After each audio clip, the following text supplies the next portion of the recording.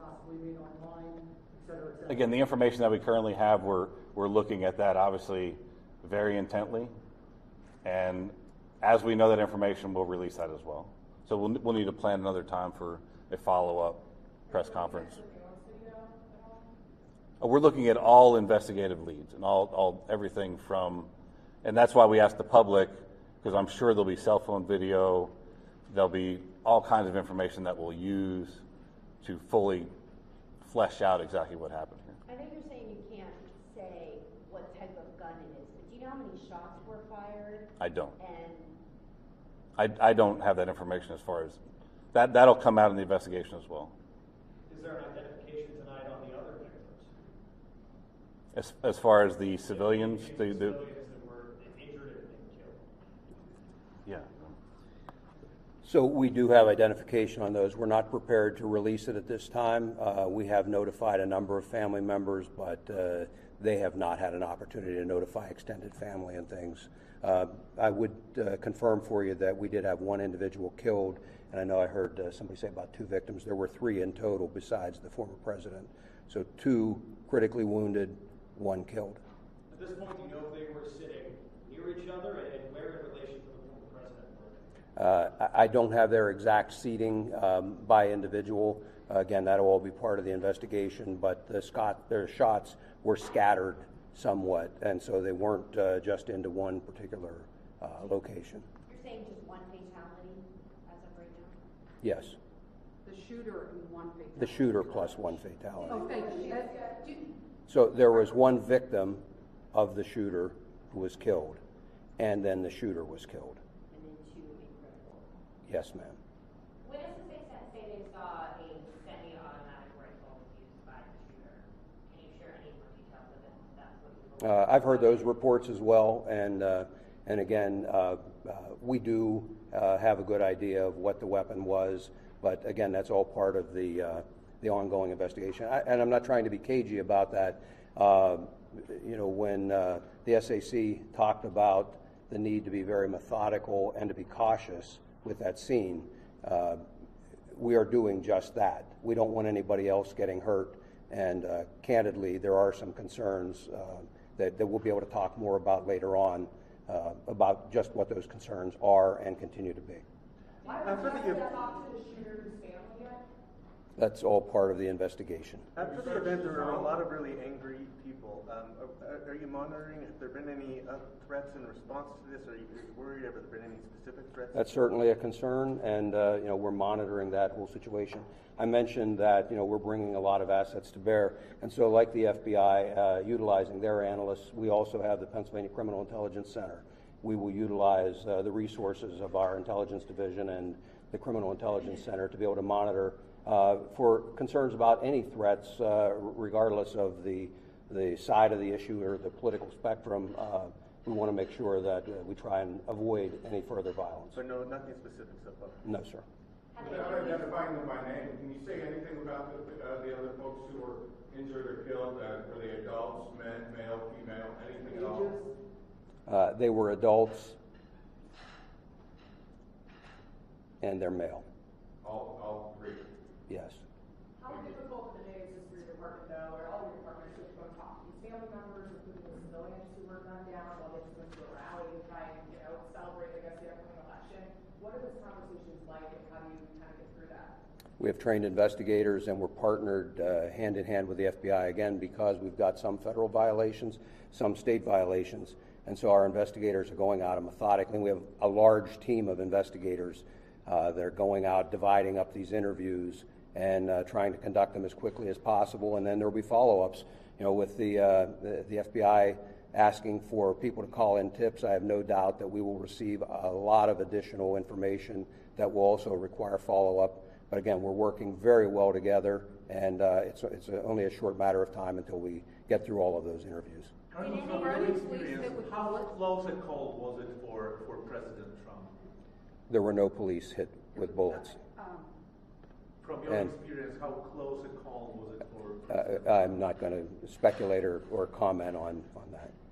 Have any of you talked to the president? Did any of you have any kind of reaction? No. How Which law enforcement agencies were tasked with securing this particular rally outside of the United States Secret Service? Well, Secret Service always has the lead on securing something like this, but then they work very closely. And I hate to use the word routine, but it is a fairly routine matter for all of our agencies to work jointly with the Secret Service. And it really depends on the venue, on what information is out there, what number of resources are devoted to it, and we work with them to provide whatever is requested by the Secret Service, but they're the lead in that security. Was there anything about this venue that made it particularly difficult to secure? You know, I would defer to the Secret Service to answer that. They would have done the initial assessment. Was the rooftop part of what was being secured? Was the rooftop, given its proximity to the event, part of that process? It's my understanding that was outside of the perimeter. Did this shooter have any previous criminal history? We're not going to comment on anything about the Did shooter. any agency deny Trump's team extra security? Any of the agencies that are up there? Not that I'm aware of. If Trump had been the nominee already, would he have had additional security for this event? There again, Secret Service has the lead, and I'm not going to comment or speculate on what may or may not be provided at any given point, depending on their status as a candidate. What I will tell you is that, in my experience, the Secret Service does an excellent job of maintaining security on protectees. They're very cautious. They don't hesitate to ask for resources, and candidly, we don't hesitate to supply those resources. Colonel, you're asking for the public's help. Can you elaborate and be more specific about what you'd really like to see from the public? If it's videos, photos, personal accounts? I think the videos and photos would be very helpful, and I think that once the shooter is identified, anyone that has specific information on that shooter, that would be very helpful as well to help us assess motive. And again, as I mentioned earlier, we are absolutely not taking for granted that this was a lone wolf attack, and so we would be looking for any additional information that might point us toward anybody else that may have had a hand in this. Sir, at this point, what is the main focus of the investigation? What's the most important thing for you right now, a few hours ago? Well, there's not any one single focus. I mean, certainly the immediate focus was life safety, getting the former president out of there, and to care, getting care to the other victims, and trying to secure the scene as quickly as possible. It shifted then from a life safety priority to then an investigative priority. And so I guess if I had to point to where we are right now, the single greatest priority would be to identifying a motive and whether there was anyone else involved. We're just beginning the political season. Are you guys concerned with all of these rallies that happen and how they're set up? Is this going to change maybe the venues? Again, I would refer you to the Secret Service in terms of what they work out with the campaigns. We will continue to supply resources, as I'm sure the FBI will, and local partners as well. When this was announced, it was quite a few days in the heads up that people were getting ready to come to this Trump rally. From a law enforcement perspective, when you announce a big event like this, all that time in advance and a week out, does it give people more time to plan something like this? Well, I suppose, but there's a balance, I would think, that any of the campaigns on either side try to weigh. I mean, the point of them announcing it, I suspect, is because they want the crowd, and so it's not up to us in law enforcement to tell them when they should announce or how they should announce or how they should conduct it. We offer our best advice, again, working hand in hand with the Secret Service, offer our best advice of how best to secure and protect that venue. Sir, considering how many people were there, and you have packed in there, and you have somebody in an elevated position with potentially a high-powered rifle, how lucky is it that we were only talking about a couple of victims, as sad and tragic as that is? Well, we're certainly grateful that we don't have even more victims. And again, in terms of how this could have occurred, that will be part of this after-action report and an investigation that occurs so that we can hopefully ensure that something like this doesn't happen again. Has an autopsy been conducted yet, or is it scheduled? It has not been conducted yet. Do you have an estimate on how many people were at the rally? I do not. If somebody has a video or photo, where should they send it? It's So we have the 1-800 call FBI if you have audio tips, and then we set up a specific tip line for audio and video, and that's fbi.gov/Butler. And they should send you just like any video? Like, Anything that anyone has that is related to this incident that they think may be of assistance investigatively, we'll take anything and we'll analyze it, and we'll make the determination if it's of investigative value. Go ahead. So from what you've been briefed on, it sounds like law enforcement only knew he was up there until shots were fired. Is that what you're hearing? So that is the assessment at this time. So are you surprised that a sniper was able to fire off a handful of shots at the former president? I mean, Again, we're still working through the security apparatus that the Secret Service had in place, what potentially happened. There's going to be a long investigation into exactly what took place and how the individual was able to get access to the location, what type of weapon he had. All that it is really days, weeks, and months of investigation. he was able to get off like 4 or 5 shots. It is surprising, but again, to get all the details of that will come out later in investigation. Going back to the perimeter of this building, I think it's going to be really difficult for people to understand.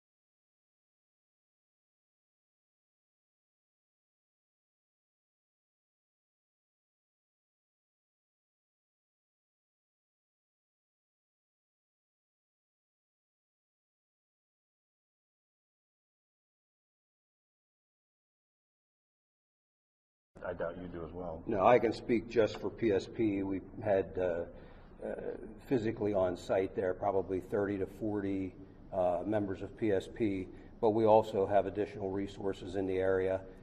We utilize aviation, for example, and a variety of other resources, dogs to sweep beforehand that really aren't counted in that. And again, the number is driven by what the request is from the Secret Service. You know, just in their defense, I mean, what I would want to say is it is incredibly difficult to have a venue open to the public and to secure that against any possible threat, against a very determined attacker. That's a huge lift to try and do it. And, you know, again, the investigation will really give us an opportunity to take a look at where any failures occurred and what can be done better in the future. Lieutenant Colonel Bivens, do you know when another briefing might be held? We don't have one scheduled, but I would tell you we will let you know and give you plenty of notice. Certainly, as soon as additional things develop that would be noteworthy or of interest to you, we'll get that scheduled and have another with you. Locally, what can residents, businesses expect to happen with the investigation over the next couple of days? What's going to be going on there that people? Well, again, the interviews will all be occurring, and so they may see law enforcement in their communities.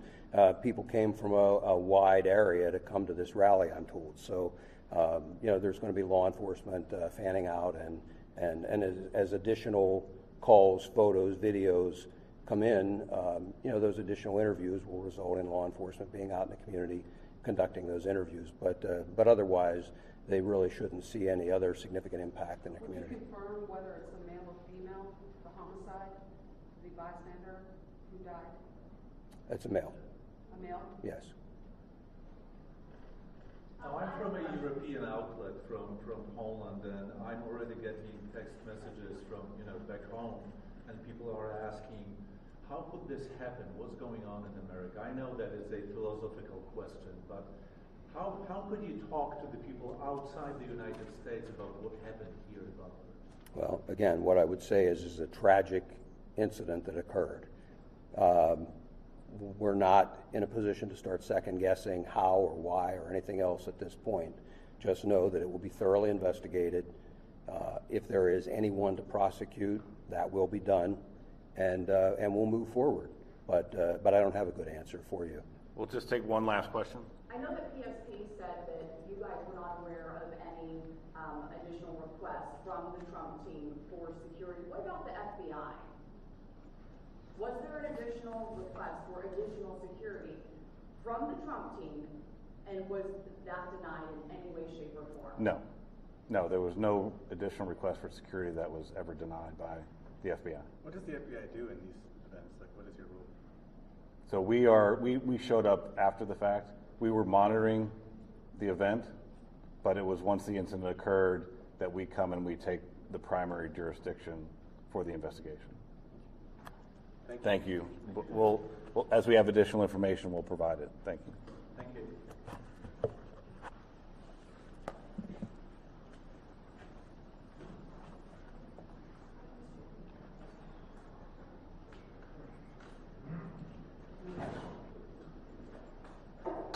Great work, everybody.